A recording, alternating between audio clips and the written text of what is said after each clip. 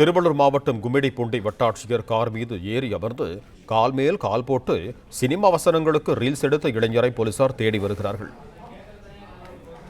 இது தொடர்பான கூடுதல் விவரங்களோடு இணைகிறார் எமது செய்தியாளர் முகுந்தன். வணக்கம் முகுந்தன், உங்களிடம் இருக்கும் தகவல்களை சொல்லுங்க. வணக்கம்.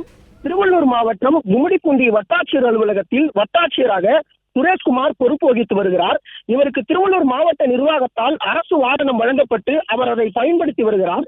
இந்நிலையில் விடுமுறை நாளான நேற்று வட்டாட்சியர் அலுவலகத்தில் வட்டாட்சியருக்கென ஒதுக்கப்பட்டிருந்த அரசு வாகனம் நிறுத்தப்பட்டிருந்த நிலையில் வட்டாட்சியர் அலுவலகம் அருகே உள்ள சிந்தலக்குப்பம் கிராமத்தைச் சேர்ந்த 30 வயதுடைய வாலிபர் தேவநாத் அரசு வாகனத்தின் மீது அமர்ந்தபடி சினிமா வசனத்திற்கு ஏற்றவாறு ரீல் செய்து வீடியோ ஒன்றை வெளியிட்டிருந்தார். இந்த reels video WhatsApp, Instagram, Facebook உள்ளிட்ட சமூக வலைதளங்களில் வைரலான நிலையில் வட்டாட்சியர் சுரேஷ்குமார் தரப்பில் கும்மிடிப்பூண்டி சிப்காட் காவல் நிலையத்தில் புகார் அளிக்கப்பட்டுள்ளது.